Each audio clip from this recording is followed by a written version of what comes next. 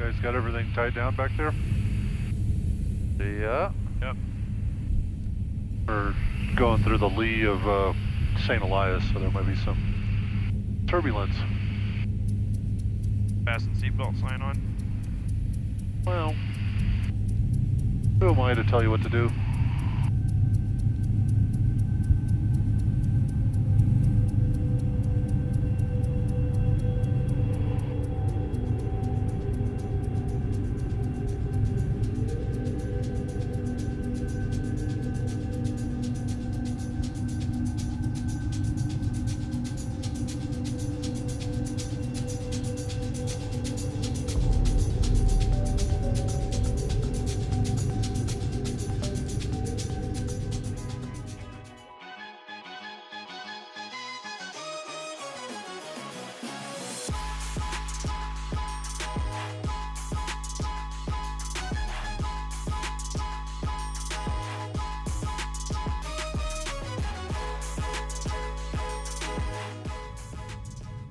There are tens of thousands of glaciers in Alaska.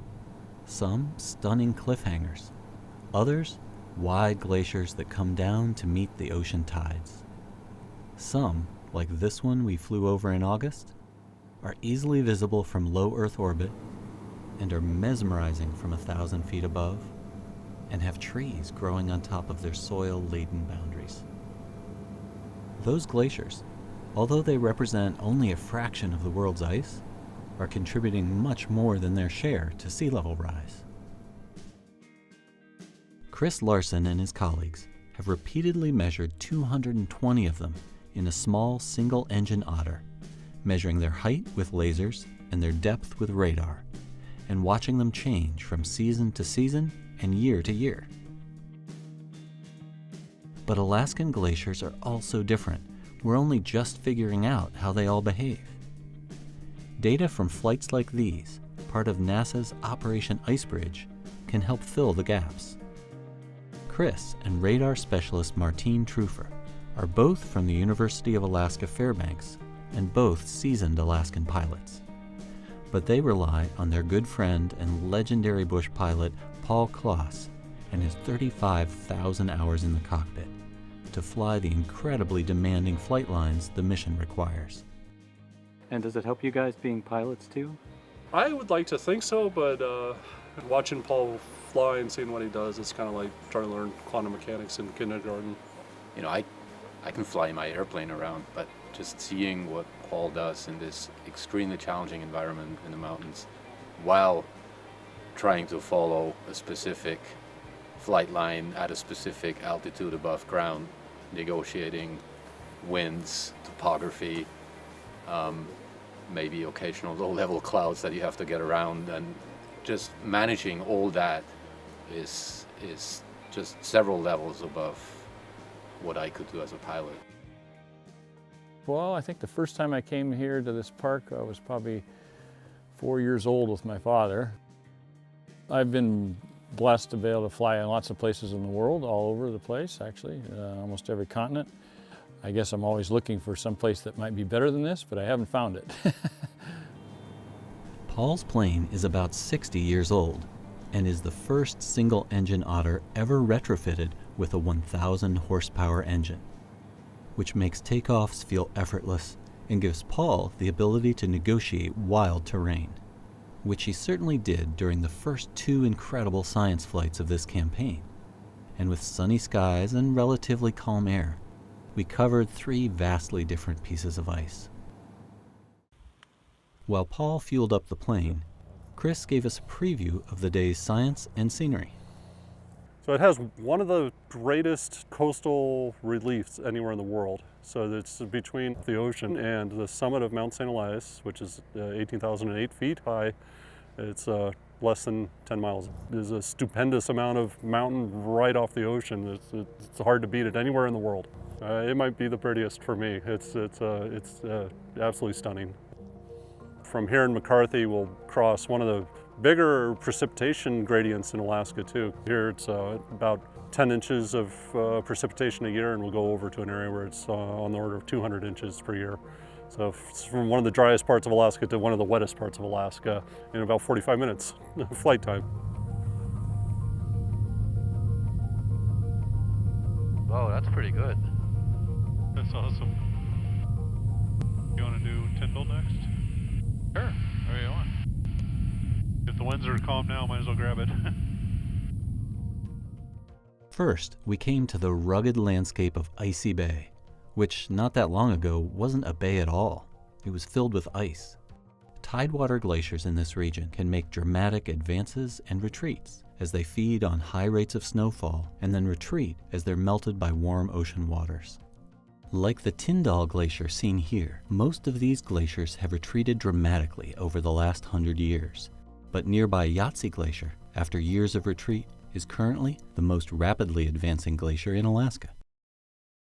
Overall, though, the IceBridge Alaska surveys, from the Denali region in the north to the Juneau ice field in the southeast, have documented pretty substantial thinning of glacial ice. Areas seen here in orange and red show between about 10 and 15 feet of thinning per year. 1200. It's a nice waterfall up there from the hanging ice.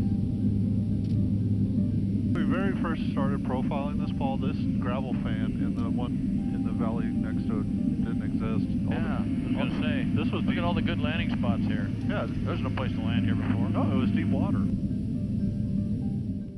After covering several of Icy Bay's glaciers, given that it was time for lunch, just like that, we landed in this unforgettable spot.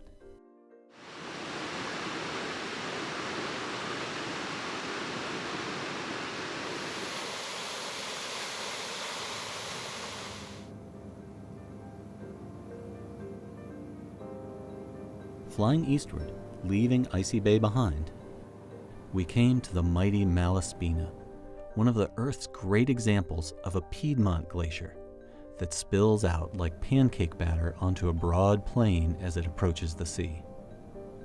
It surges at uneven intervals, creating dramatic patterns on its surface as it distorts the moraines of rock and soil borne along by the glacier. The Malaspina is less dynamic than the Yahtzee and is only melting at about the average rate for Alaska, but that could change quickly. It has the potential for being one of the bigger geographic evolutions in Alaska. Certainly my son will be able to witness some big geography changes there. There's potential for it being connected with the ocean through some narrow lagoons, estuaries, which would take a little bit of coastal erosion, but it's not too hard to imagine that where the Malaspina Glacier is now could become a large bay. The data that Martin's radar provides could reveal how vulnerable the Malaspina is to melting by the nearby ocean. Here we see the radar returns from the surface of the glacier, and here is something that Chris's lasers can't see, the rocky bed of the glacier, giving us both clues as to what's happening under the ice, as well as a measurement of its thickness. Finally, we came to the Yakutat ice field, 300 square miles of absolutely doomed ice perched high in the mountains. Researchers even debate how this ice field came to be at all, since in its current configuration, it's hard to imagine how it could capture enough snow to form glacial ice. And so, even if the Arctic weren't warming faster than the rest of the planet, this area would be likely to melt within a century or two. But with many other glaciers, it's easier to see the connection between a warming planet and ice loss. Thanks to data from IceBridge and other surveys, we now have a good estimate of the current rate of loss from Alaskan glaciers, 75 gigatons a year. While airborne observations over Alaskan glaciers have provided a rich record of change in the area, those efforts are now augmented by NASA's newest ice measuring tool, IceSat-2. With 6 laser beams of its own, and orbiting the Earth every 90 minutes, the satellite will carry on the record of Alaskan change.